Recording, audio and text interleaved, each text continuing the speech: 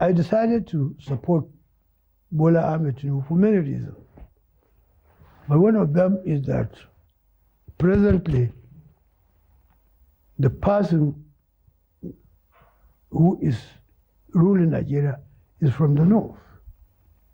My own position is that the person, whoever is going to be elected as next Nigerian president to succeed Muhammad Buhari should be a southerner. And I happen to be a member of NPN, a founding member, one of the founding fathers of NPN. This is the view officially in the constitution of the NPN, that election should be based on two principles: zoning and rotation. Rotation means if you divide this country into zones, a zone produce a president or prime minister. Next time, it will not be the turn of that zone. It will be the turn of another zone other than that of the sitting prime minister or president. So I have been having this, because I'm one of the leading members of NPN. So I've been having this position all along, because I know it's more realistic for a country like Nigeria, with different type of people, on the basis of religion, on the basis of ethnicity, and on other bases. So you have to concede to give and take. Otherwise, there will be no Nigeria. Tinubu was elected governor 2 times. He was elected senator. He had the experience of ruling, not only the executive, he also has a legislative experience. And therefore, he knew, or he knows what to do when he's in charge. And also he knows what he needs to take to Parliament. It's not possible for Nigeria and for us, as Nigerians, after Buhari, to get a Muslim or Northerner elected. You can have a Muslim elected, but not a Northerner. Northern Muslim, we have our own turn. Now, number one is that this is a presidential election. President of Nigeria, not a state governor. An election of a president will require support of all Nigerians, Northerners and Southerners. And by the provision of our Constitution, a presidential candidate of any party must have 25% in 24 out of 36 states of the country. The North or the South has no 24 states. So it is common sense that after Buhari, a Muslim and a Northerner, a Southerner should be the one to take over from him. There is a question of Muslim and Christian. Muslims are in the majority in the North. Christians are in the majority in the South. Muslims are a minority in the South. A candidate who happens to be a Muslim can only get that percentage from the South. But where, by whatever chance, you got a candidate who is a Muslim from the South, Muslims from the North will feel more comfortable to vote for him. If you get 2 candidates who are Muslims, one from the North, one from the South, at least 50% of the North will vote for him and 50% may not vote for him. Anybody who can get 50% of Northern votes and can get one of the 3 blocks in the South to give him their votes, he will win the election outright. The reason why I see the opportunity of Tinubu, having been a Muslim, to get a substantial number of votes from the Southwest and get a substantial number of votes from the North because of his religious persuasion. This is the reason why I think of Tinubu. But I told you in the first place, I was not in support of a northerner after Buhari. A southerner must be the president, then after him, a northerner. That is rotation. We are going back to MPN days.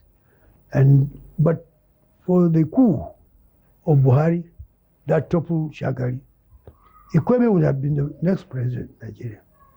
So you put half of the northern votes to him and majority of Igbo vote for him, and he will win. They don't have the credentials, with the requirement, the qualities I require. I'm going to vote somebody who will make meaning to me and to Nigeria, who will bring about the kind of Nigeria that I'm looking for. I'm only a voter. I don't belong to any political party now. The only thing I reserve for myself now is to go and cast my vote for a candidate of my choice. So this is the reason why I decided, in many cases, I have to choose somebody if I'm going to elect, to cast a vote. So my decision is Tinubu. If I take somebody, why somebody? The same why will apply to Tinubu.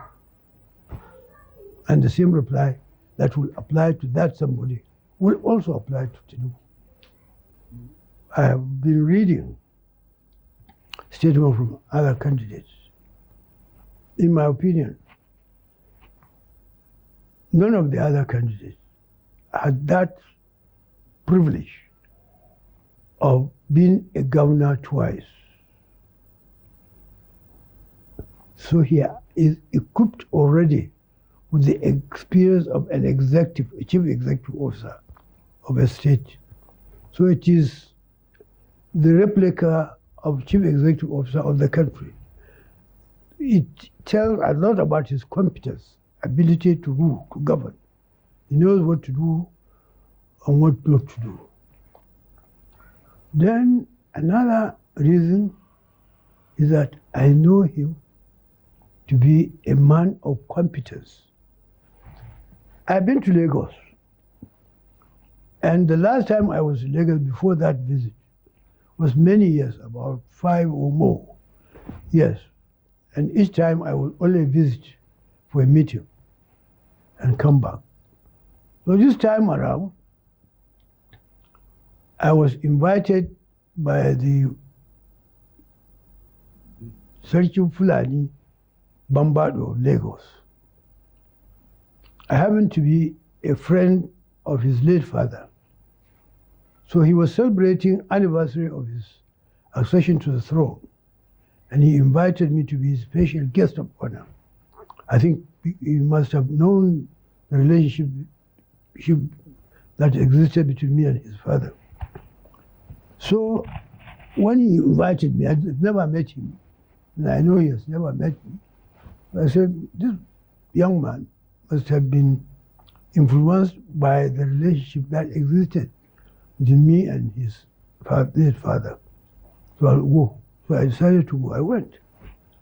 And I was in my hotel some 4 hours before darkness.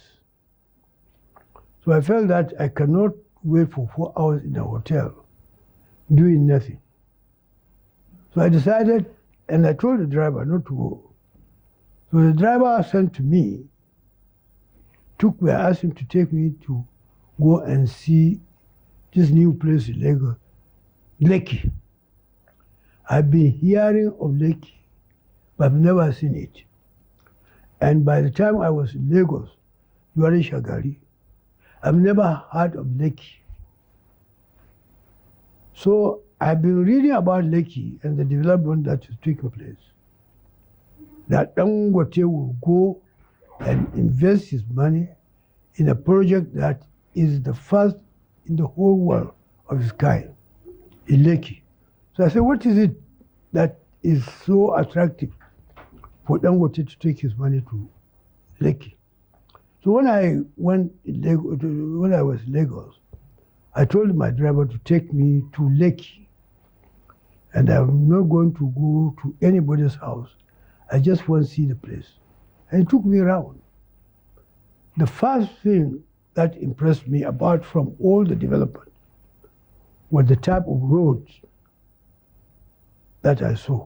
Large road that will take you out of Lagos, and large road that will bring you into the Lekki.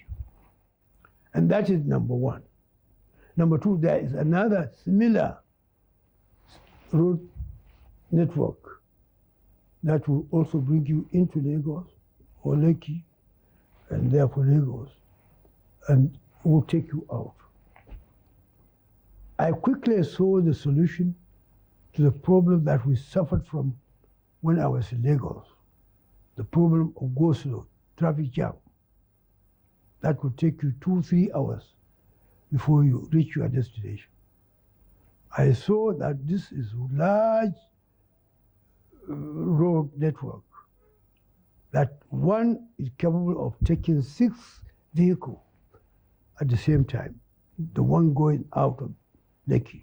And the one coming to Lekki, also the same capacity, will take 6 vehicles into Lekki. My first interest was how did they manage to get Lekki? And the boy told me that it was done by Tinubu. I said, how come? He said, no, he reclaimed the sea and made it part of Lagos.